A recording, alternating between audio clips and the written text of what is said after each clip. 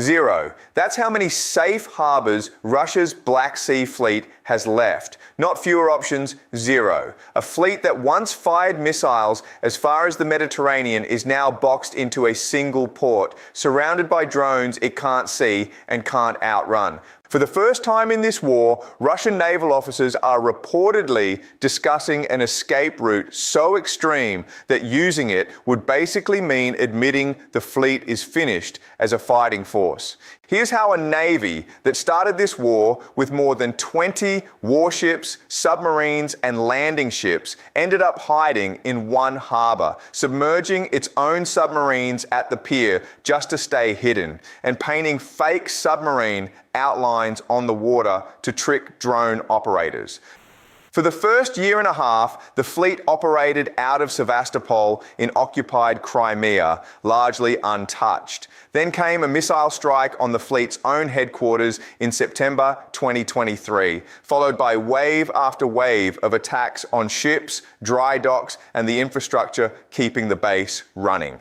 By early 2024, British intelligence assessed the fleet had become functionally inactive. Around the same time, Russia finally admitted, nearly 4 years after the fact, that its flagship cruiser had actually been sunk in 2022, not just damaged. By then, the surviving ships had already fled Crimea for the port of Novorossiysk, deep on Russia's mainland coast. That retreat alone should have been the story. A major naval power was forced to abandon its historic home base against a country with no traditional navy at all. But Novorossiysk hasn't turned out to be the safe harbor Moscow needed. It's become the opposite.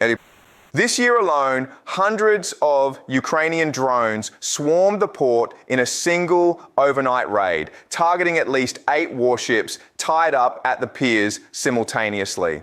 A month later, sea drones struck one of Russia's last 2 heavy frigates in the theater, moored along the outer breakwater in a position suggesting it may have been preparing to launch a missile strike when it was hit. The drones punched straight through Russian point defense fire to reach it. Separate, unconfirmed reports claim as many as 5 more vessels were hit in another single raid this year. And in one of the most striking operations of the war, Ukraine used a domestically built underwater drone to strike a Russian submarine directly inside the harbor, a first of its kind attack that first required taking out a Russian anti-submarine aircraft to clear the way.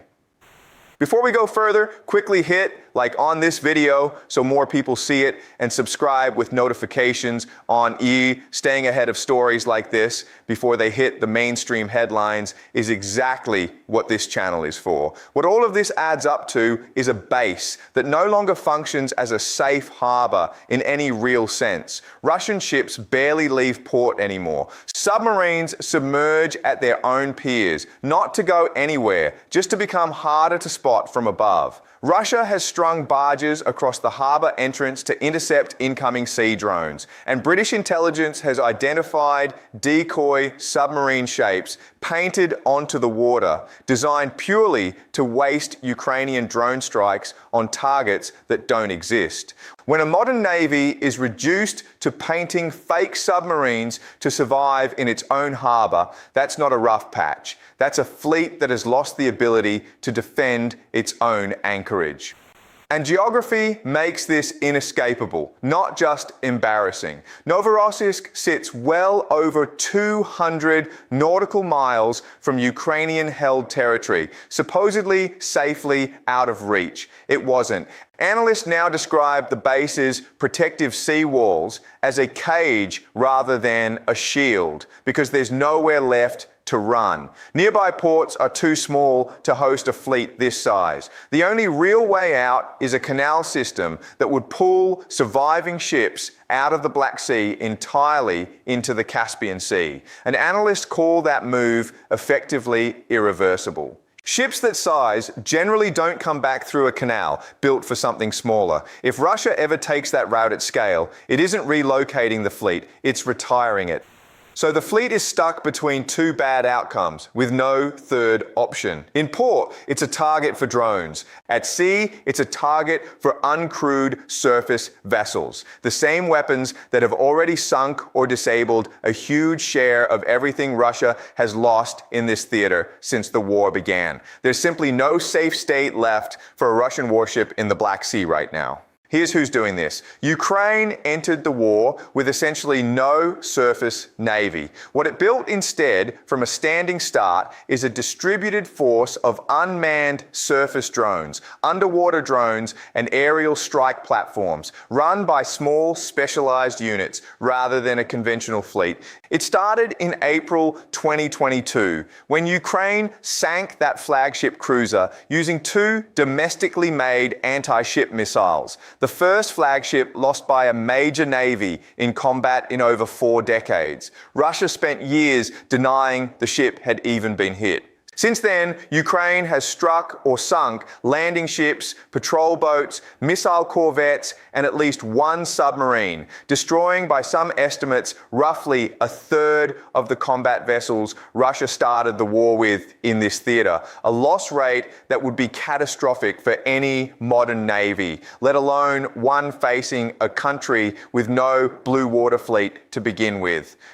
There's a human intelligence layer to this too. Partisan networks operating inside occupied Crimea and inside Russia itself have reportedly been feeding Ukraine targeting information, including surveillance on how Russia is trying to camouflage and reroute its logistics through Novorossiysk. And the fallout has reportedly reached the top of the command chain. Russian military leadership is said to be weighing the removal of the Black Sea Fleet's commanding officer over the pattern of failures to stop these attacks. Fleet commanders don't usually get replaced over bad luck. They get replaced when a pattern becomes impossible to ignore politically. This matters far beyond one harbor. A fleet that can't leave port can't protect anything else Russia has in the region either. Not the shadow tankers being disabled elsewhere, not the coastal refineries under repeated strike, not the supply lines feeding Crimea. Every other Ukrainian campaign we've covered depends on the fact that the one force meant to stop it has already been neutralized. To be fair, a wounded navy sitting in port isn't the same as a destroyed one, and a cornered fleet with nothing left to lose can still be dangerous. Ships tied up at Novorossiysk can and do still fire cruise missiles at Ukrainian cities without ever leaving the dock. That's precisely what that frigate looked like it was preparing to do before it was hit. Trapped doesn't mean harmless. It means a fleet stripped of maneuver and reduced to functioning as a stationary missile battery that occasionally gets to fire before the next drone finds it. And the lesson goes well beyond Russia. A fleet that once held total naval superiority has been neutralized by cheap, expendable, domestically built drones, costing a fraction of a single warship. Navies around the world, including the US Navy, are reportedly studying exactly how that happened, because it rewrites the basic math of naval power for everyone. So where does this leave things? Russia's Black Sea Fleet no longer projects power, no longer contests open water, and has nowhere left to safely go. It's still losing ships in the one harbor it retreated to, faster than sanction-strangled shipyards can replace them. Whether Moscow admits it or not, a navy reduced to painting fake submarines just to survive in its own port isn't managing a temporary setback. It's a fleet that has already lost the war it was built to fight. And what happens in that harbor next may say more about how this war ends than anything on the front lines this month.